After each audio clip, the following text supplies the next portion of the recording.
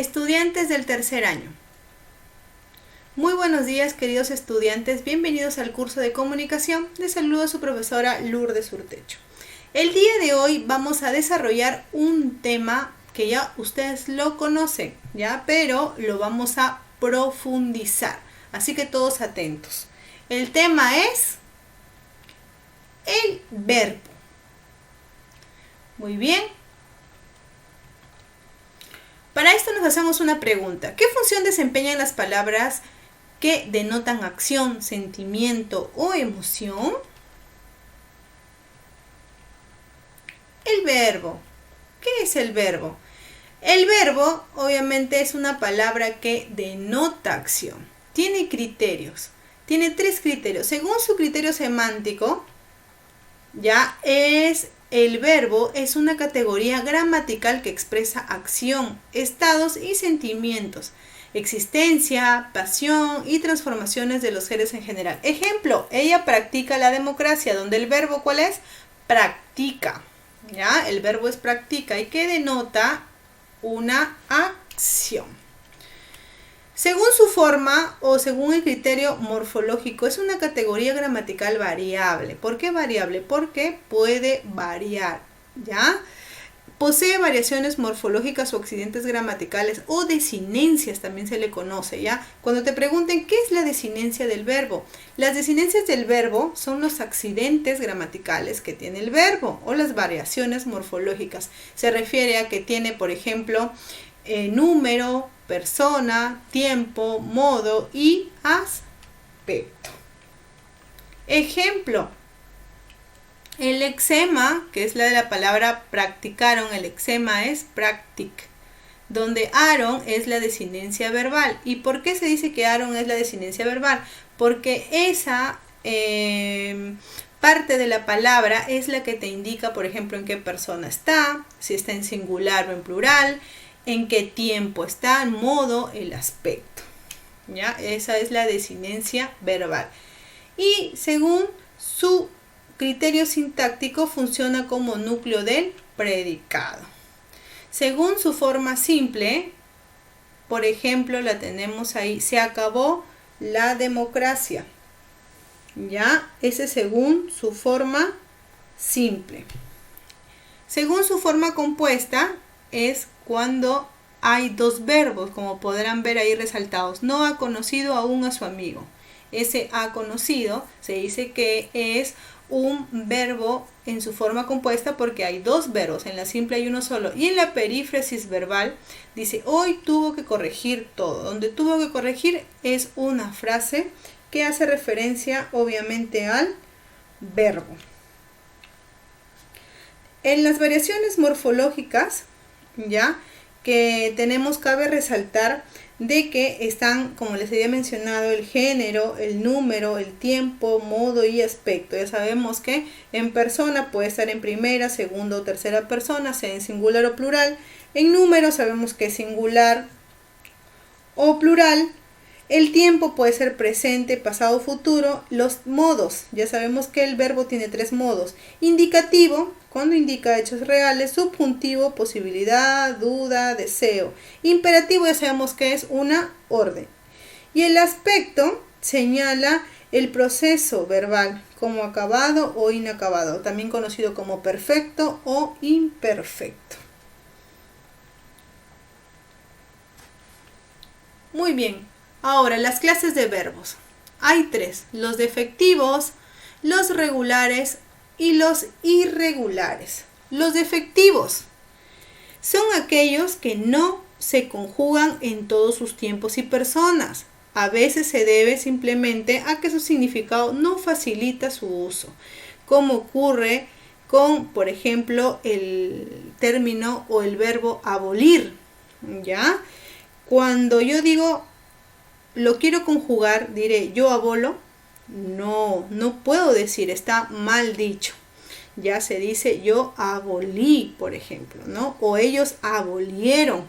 Esa es la conjugación correcta, Entonces, los verbos defectivos son aquellos que no se pueden conjugar en todos sus tiempos y personas, No se puede.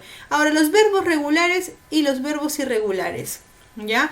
Los regulares son aquellos verbos hijos que al conjugarlo en la raíz o el lexema, ustedes ya saben que el lexema es la parte invariable de la palabra, no cambia al ser conjugado. Por ejemplo, amar. Cuando yo conjugo el verbo amar, digo yo amo, él ama, nosotros amamos. El lexema o la raíz no cambia, ¿ya? Pero pasa lo contrario en los verbos irregulares. Aquí el lexema o la raíz sí cambia al ser conjugado. Por ejemplo, el verbo saber cambia cuando conjugo. Por ejemplo, digo yo sé, él sabe, yo supe en pasado, por ejemplo, cambia la raíz, ¿cierto? Entonces ya saben, regulares es cuando el conjugar no cambia el lexema o la raíz, y los irregulares pasa todo lo contrario. O sea, este lexema o raíz sí cambia, se ve alterado. ¿Fácil o difícil? Fácil, ¿cierto? La conjugación. La primera conjugación son aquellos verbos cuyos infinitivos, ya sabemos que los verbos en infinitivo son aquellos que terminan en ar, er o ir. La primera conjugación son los verbos en infinitivo que terminan en ar. Ejemplo, amar, tomar o dar. La segunda conjugación son los verbos que terminan en er. Comer, temer, tener. Ejemplos, ¿ya? Y la tercera conjugación son los verbos que terminan en ir, ¿ya? Ejemplo, partir, descubrir, compartir, ¿ya? Cualquiera de estos tres verbos son los llamados infinitivos, ¿ya? Las formas de conjugación de los verbos regulares. Tenemos las formas simples. Aquí tenemos el modo indicativo, ¿ya? Donde está los tiempos presente, pretérito imperfecto, pretérito perfecto, simple, futuro simple y condicional simple. Aquí nos han dado el ejemplo, según su libro, de la palabra amar, ¿ya? En presente sería amo, en el pretérito imperfecto sería amaba, en el pretérito perfecto simple sería amé, y en el futuro simple sería amaré. Condicional simple sería amaría. Ese es en el modo indicativo. Ya sabemos que el verbo en modo indicativo te indica acción, una acción simple o dada, ¿ya? En el modo subjuntivo, ¿qué nos indica? Duda, deseo, ¿ya? Un pedido, un ruego, una súplica. En el tiempo presente también tenemos el tiempo pretérito imperfecto y el futuro simple, ya en el modo subjuntivo. A ver, seguimos con el verbo amar. En el presente sería amé. Pretérito imperfecto sería amará o amase. Y en el futuro simple sería amaré. En el modo imperativo sería ama, come, parte. Es una orden. Ya sabemos que en el modo imperativo es aquello que te indica una orden. En las formas compuestas, ya sabemos que en las formas simples están representadas por un solo verbo en la oración, ¿cierto? Una sola palabra. Y en las compuestas es porque están unidos uno auxiliar, o sea, hay la presencia de dos verbos. En el modo indicativo, ¿ya? En el modo indicativo también están los tiempos pretérito perfecto, pretérito pluscuamperfecto, pretérito anterior, futuro compuesto y condicional compuesto. Y también tenemos el modo subjuntivo, ya que está también en el tiempo pretérito perfecto compuesto, pretérito pluscuamperfecto y el futuro compuesto. Ya sabemos que en cualquiera de estos dos modos el verbo está acompañado, ¿ya? Por ejemplo, cuando decimos hay amado, hubiera o hubiese amado, hubiere amado, ¿ya? Ahí hay dos. Las formas de conjugación de los verbos irregulares. Ya sabemos que los verbos irregulares son aquellos que al ser conjugados cambian, ¿cierto? En el modo indicativo, por ejemplo, cuando lo conjugamos con el verbo nacer. En el tiempo presente sería nazco, ¿cierto? Nacer, nazco. En el pretérito imperfecto sería nacía. En el futuro naceré, en el condicional nacería y en el pretérito perfecto nací. Modo subjuntivo, en la forma simple también, ¿ya? Modo subjuntivo también, igual. Vamos a hacer el ejemplo con el verbo nacer. En presente sería nazca, pretérito imperfecto, sería naciera o naciese, y en el futuro sería naciere. Y en el modo imperativo sería nace, nazca o nazcan. Ya, aquí están todos los ejemplos.